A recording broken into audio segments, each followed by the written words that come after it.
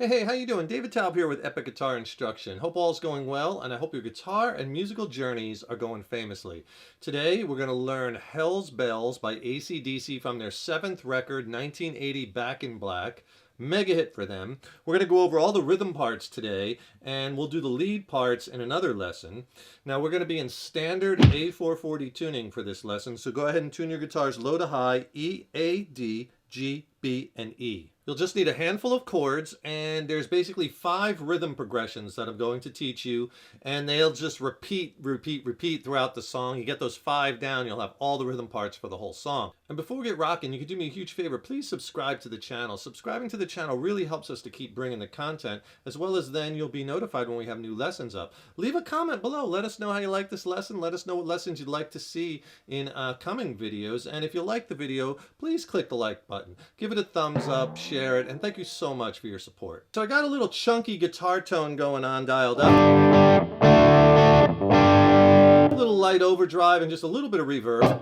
I'm playing a 96 Gibson Les Paul Standard Limited Edition guitar, and I'm got the guitar plugged right into the interface, Steinberg UR22. From there I'm going into the computer. The recording program behind me is Logic X, and the guitar tone is just a plug-in in TH2 overloud. So the song starts with that very haunting bell ringing, right? And then you play that famous opening lick, and that lick is played 5 times, and then the 6th time it changes. Let me play the lick and then we'll go back and explain it. It'll sound like this.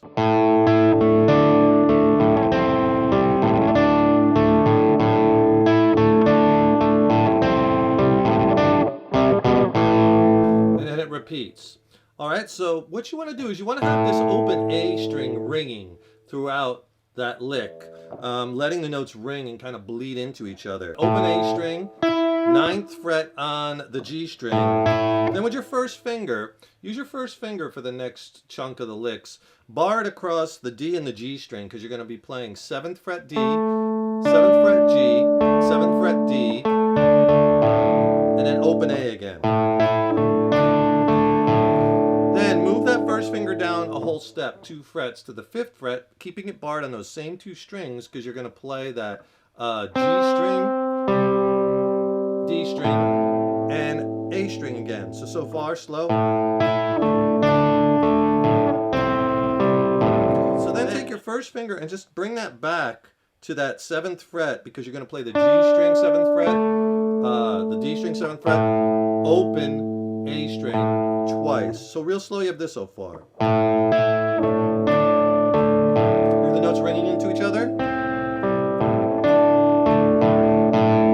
See, then you hit that A string twice, and then the second part of the lick, 9th fret again, you do the same thing you did before. 9th fret on the G, and then 7th fret with your first finger barred on the D, G, D, open. Then 5th fret. Now 5th fret, again, come right up. G string, D string, open, and then 7th fret with your 3rd finger on that G string. So that second time around.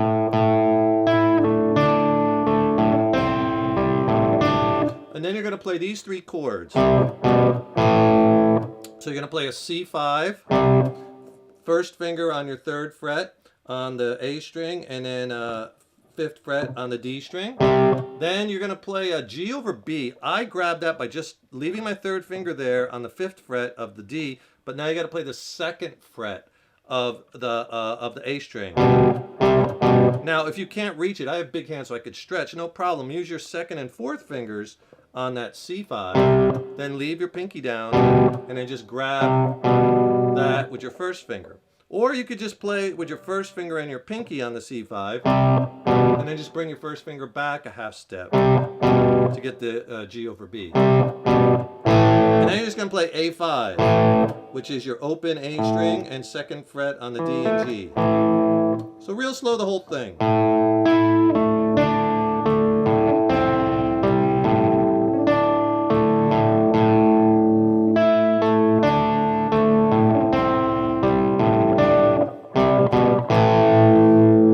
Now the last time, the 6th time when you go to play the lick, you shorten it and you play. All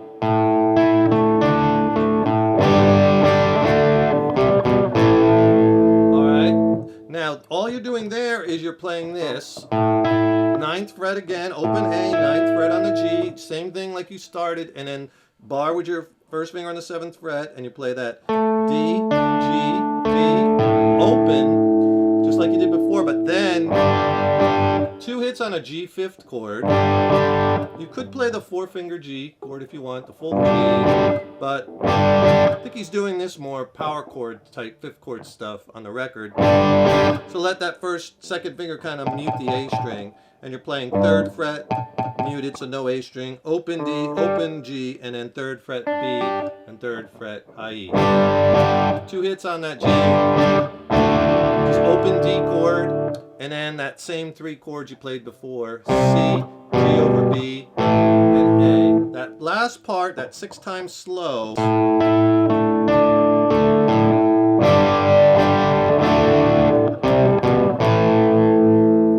a killer reference tool that you can use throughout your guitar journey, click on the link in the YouTube description box below. I'll send you my biggest rock blues soloing ebook. It's packed with lessons and exercises. I diagram out about 29 scales throughout the book, soloing strategies, major, minor key, modal playing. It's a really cool resource, and I'll pair it with a video lesson. In the video lesson, I'll teach all kinds of easy ways that you could spice up your soloing. It's a great little 1-2 punch ebook and video lesson. I'll send them both to you for free. Just click on that link below. And this leads us to the next riff, the 3rd riff, which is right before the verses, and that riff sounds like this. And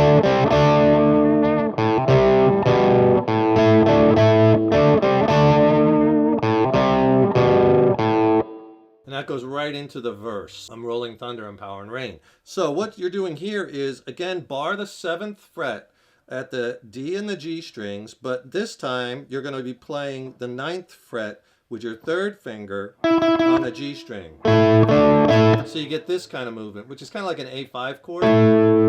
Then take off the 3rd finger and just play the 2 notes, 7th fret on the D and the G, and that's like a D5 chord. So you have just go back and forth, and then go down to the 7th fret with your 3rd finger, barring again the D and the G string. So you have that D 5th, and you're gonna play. So go 7, 7, and then 5, 5 on the D and the G. So it's like a C5 chord. All right, and then you got to give that some vibrato, a lot of vibrato actually. So you get this slow.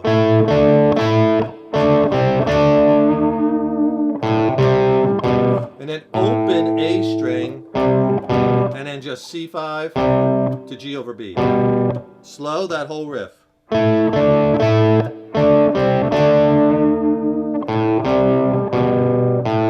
Hit the open A again when you go back to it for the 2nd time, because he does it twice.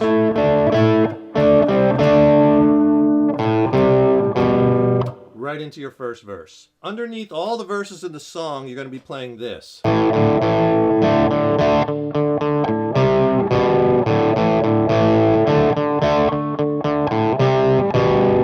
It does that 4 times for each verse. Okay, so basically what you're going to be playing is, think of it in 2 parts. Here's your first part. So you're playing this A5 chord, but you're just playing the A string open and 2nd fret at the D string. A5. Then play A and D strings both open. That's kind of like a D5 chord. Then the A5 again. Then you play these 3, 2nd part. So you're doing the same thing, but just drop it down a string. So now you're playing a D5, which is open D, and 2nd fret at the A string. Then open open G and D strings. So you get this. And then right after that, 3 open D strings. And I'm palm muting those 3. And then open A string again, and then you're going to go back to those 2 chords, C5 and G over B. So here it is slow.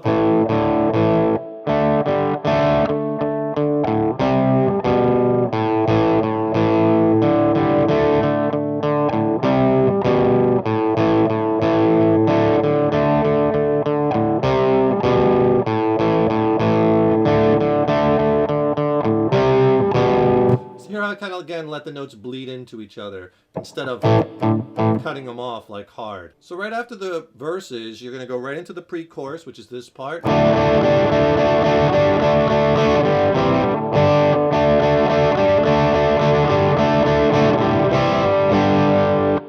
Let's take that. So basically you're going to play a D open, right? But then just lift off your first finger and you're going to play in between that. You're going to be playing just the open D with the G and the B. And you get that. That's kind of like a C sus2 over D. See, I only get it for one hit, like D, D, D. Then you put it in, D, D, D.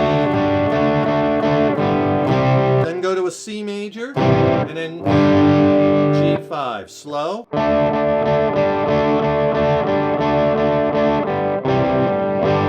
do it again.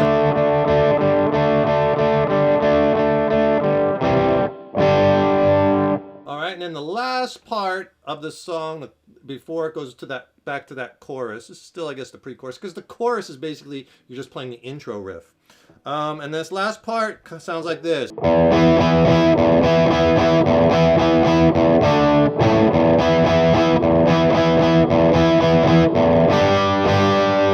to the Hell's Bells.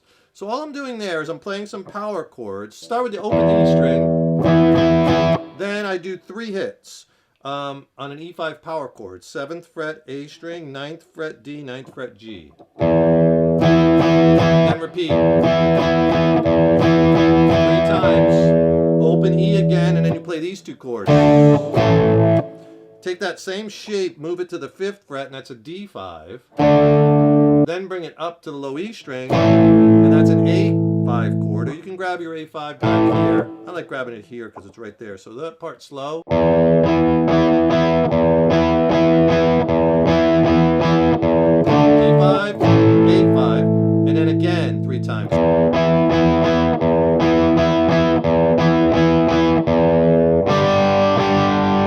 hits on the G5.